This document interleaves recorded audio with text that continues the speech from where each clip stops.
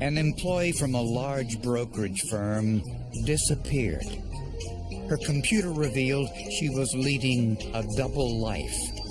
And among the bits and bytes were the clues to her final destination.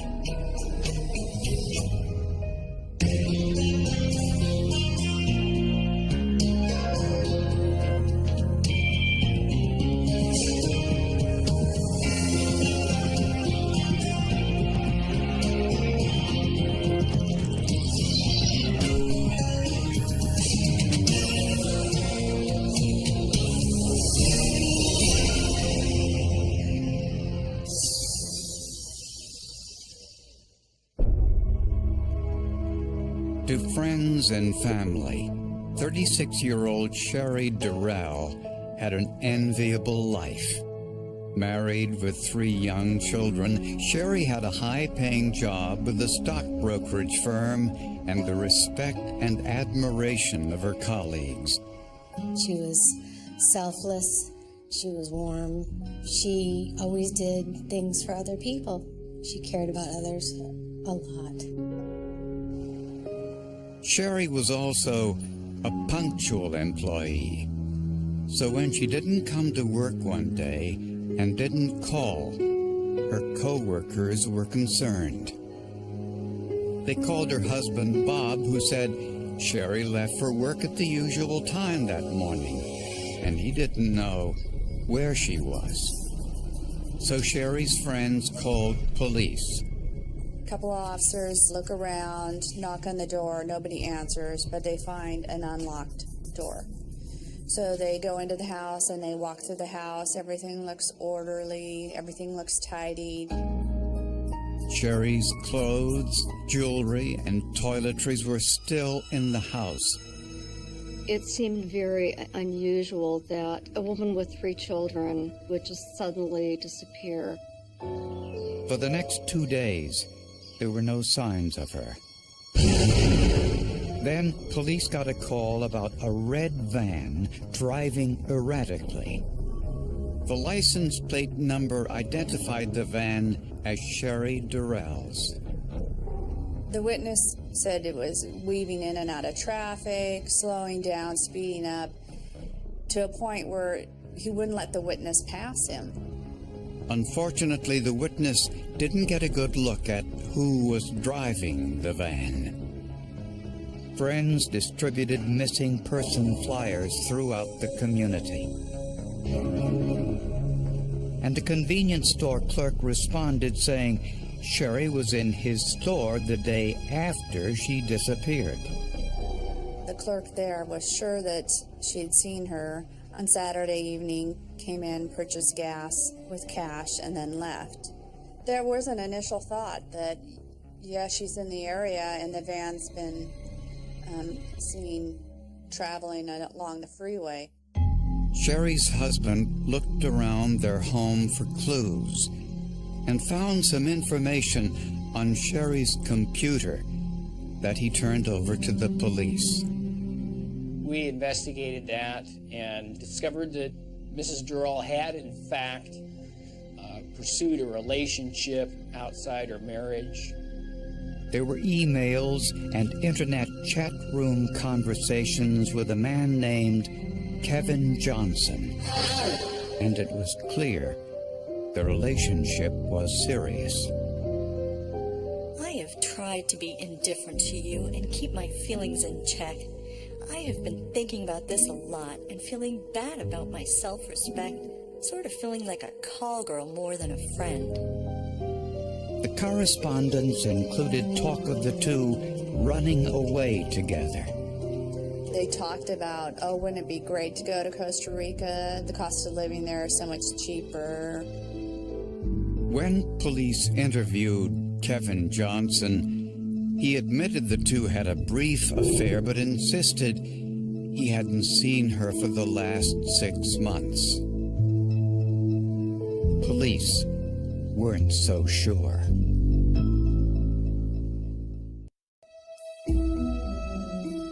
One week had passed since Sherry Durrell's disappearance. She hadn't contacted her children her husband, or Kevin Johnson, the man with whom she had the affair. I knew that she wouldn't leave without telling her mom or calling me. We were the two closest people to her. She was too responsible of a mother and a person to do that. Then investigators got their first solid lead. They found Sherry's van in a hotel parking lot near the Seattle airport. That could have been a thought, that she parked there, or she met somebody who came into town, or she hopped on a plane and took off. But there was no record she stayed in the hotel or took a flight out of town. It was very emotional finding that van and not her. She wasn't anywhere near the vehicle, and so we found a van, but we didn't find our friend, and that was really difficult.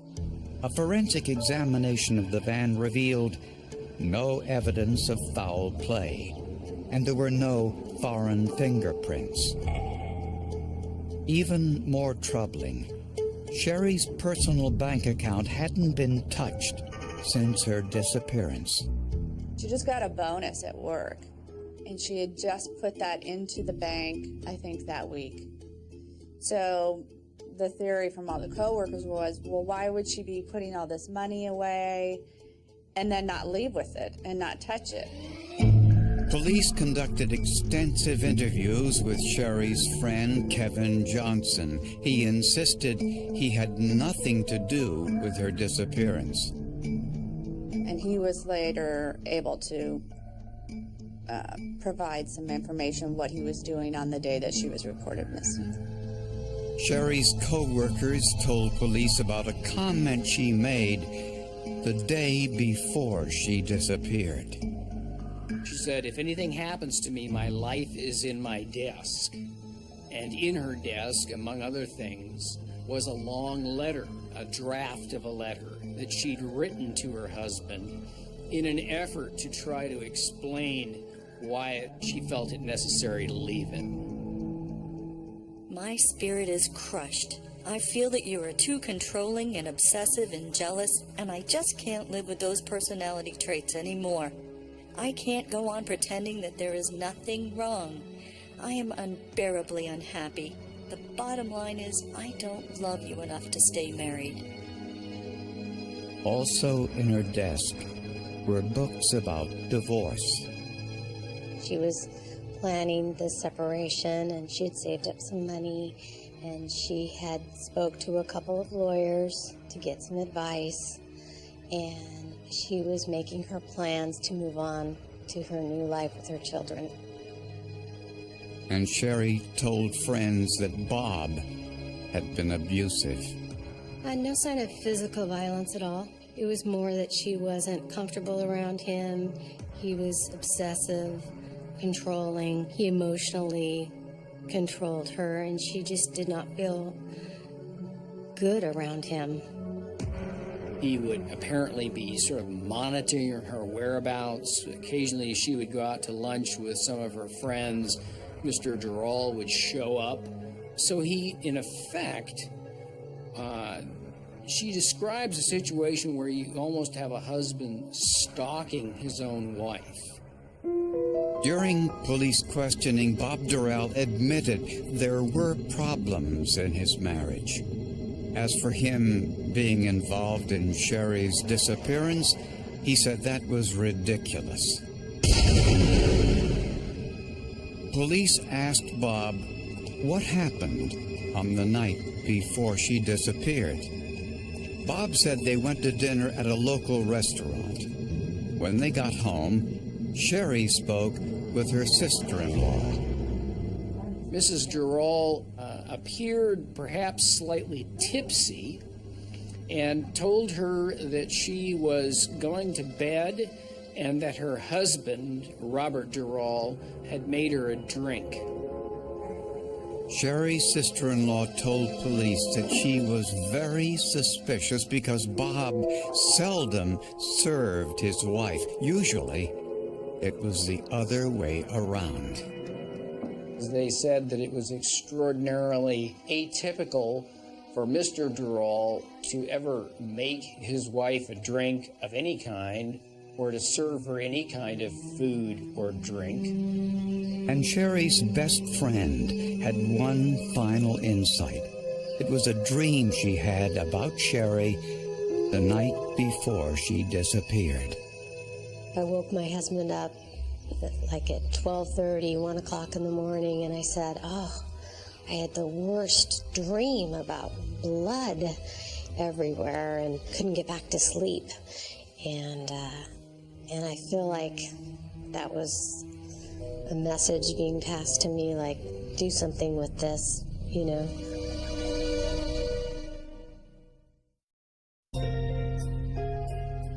The information found in Sherry Durrell's desk at work painted a revealing picture of her marriage at the time of her disappearance.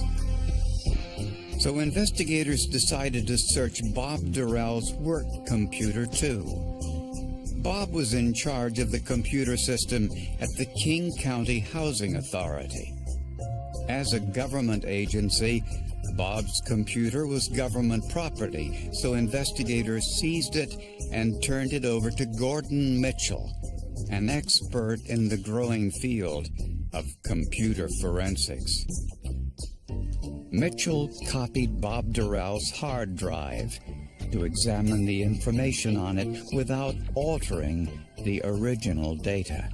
This is an important process where they can actually discover, is there something going on here, or is Bob just a nice guy? Mitchell found evidence that Bob deleted certain files, but they were still on the hard drive. That's because computers don't erase files. They just mark the space occupied by those files for reuse. That's part of why computers take so long to start up and shut down. Files are being created and files are being deleted. A lot of the deleted files are simply information left in place. The deleted information revealed that Bob was dating women he met on the online dating service Match.com, and was doing so at the same time his wife Sherry was dating Kevin Johnson. Bob's profile on the dating website was also revealing. Mr. Durrell portrayed himself as a man who was living separately from his wife and who was completely unburdened by any other romantic or personal attachments and was open to a relationship with the appropriate woman. In emails to prospective dates, Bob explained why a divorce was impossible. To one young woman, Mr. Durrell said that he really did not want to pursue a divorce with his wife because it would be expensive and messy. He actually went so far as to say that he would be better off if his wife were dead. In another email, Bob said he had a plan to resolve his unsatisfactory marriage. And what was that plan?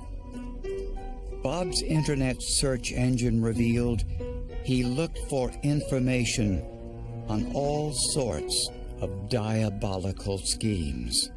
We were shocked to see these searches on things like poison, herbs, death, something about sedation of people, also about smothering.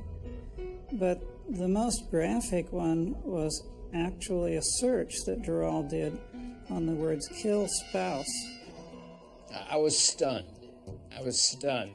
The contrast between the sort of apparently very high-level functioning man and the sort of almost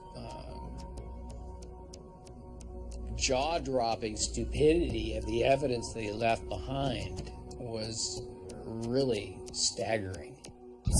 Investigators now had probable cause to search the Durrells' home, and they went straight to the master bedroom. They found a spot on the carpet that looked like it had been cleaned. They swabbed it with phenolphthalein, and it turned purple, an indication it was blood. Under the bed were 2 squares of carpet that had been cut out and replaced. Underneath were large pools of blood that had been cleaned with water and detergents. If a cleaning solvent was used, it didn't work very effectively. Around the bed, almost invisible to the naked eye, investigators found the most incriminating evidence. It was just hundreds and hundreds of very, very small red dots on the headboard, on the wall above the headboard, in the corners, and on the bureau, and on the door jamb to the bathroom. The blood near the floor didn't happen during the beating. Its blood was just coughing out of the lungs through the mouth, and that was down very low to the ground. So someone was coughing up blood very close to the ground in the area of where this large pool of blood underneath the bed had been. Investigators concluded the blood on the walls and ceiling was medium velocity blood spatter, consistent with someone swinging a bloody object. Scientists compared the DNA from the blood in the bedroom to the DNA profiles of Sherry's parents and discovered that this was Sherry's blood. Investigators also found a blood stain on the doorway leading to the garage. And in Bob's car was a receipt for a specialty cleaning product. And police also solved another mystery. Where were the Durrells' children on the night of the murder? Perfect opportunity for him. His youngest child was going to be gone that evening. His other 2 were at camp, and they were going to be alone in the house that night. Giving Bob all night to carry out his plan. But where was her body?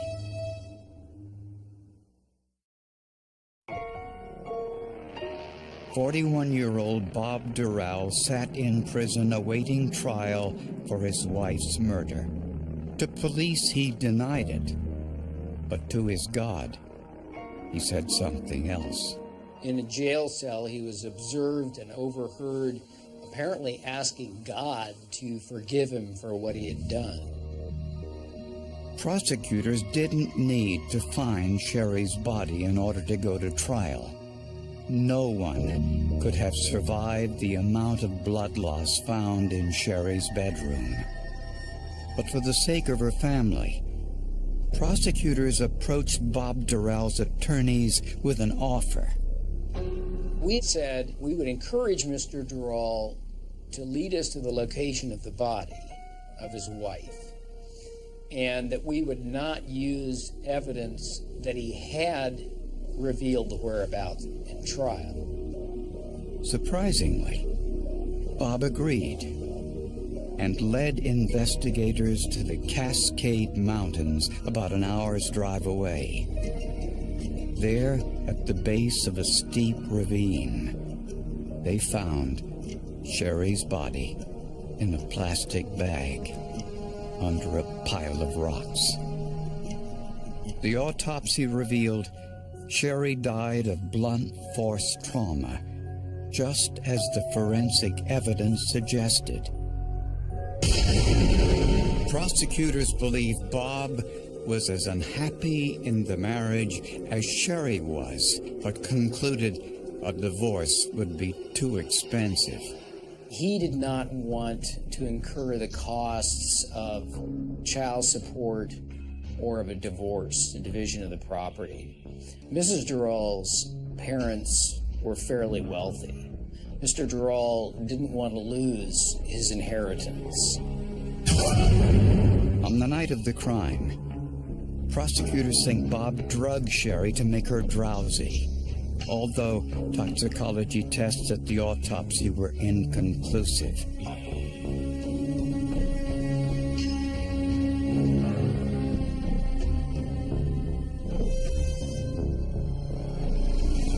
The evidence proves Bob hit Sherry on the head repeatedly with a blunt object, creating the blood spatter on the floor, walls, and ceiling.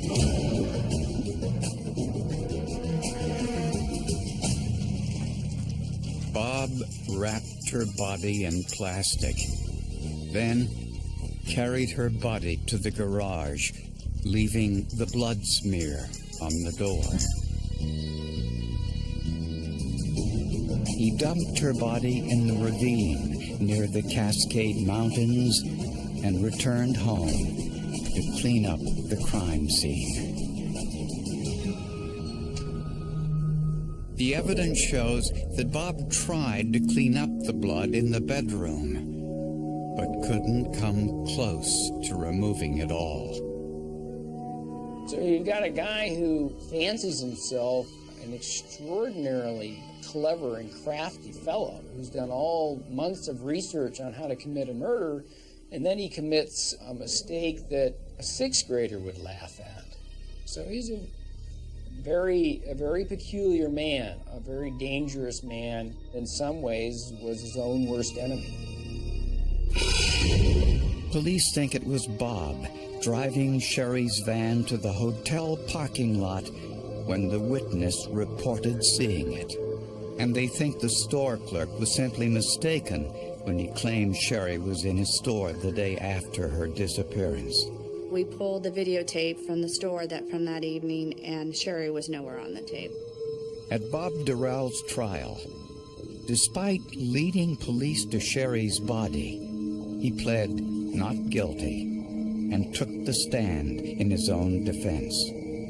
He told an incredible tale of two men who killed Sherry and forced him to dispose of her body. They said they'd kill him and the children if he went to the police. Actually, I was having a hard time trying not to laugh because I thought it was so ridiculous of a story that after 2 years in jail, you think he would come up with a better story. But in reality, I think that he was putting half the story together during the trial.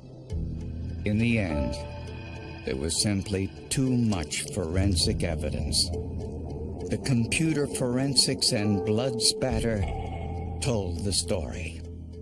After only 2 hours of deliberation, Bob Durall was found guilty of first-degree murder and sentenced to 46 years in prison. I will impose a total of 560 months. Despite spending months researching and planning his wife's murder, he still wasn't able to get away with it.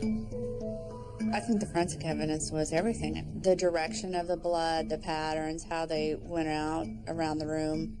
Like in many cases, the evidence was really overwhelming. Not just a single thing, but many, many items that helped us feel confident about what we were doing. Mr. Durall, who was professionally involved in the use of computers, the extent to which he left evidence of premeditated murder on his work computer in such a sort of blatant way really continues to boggle my mind.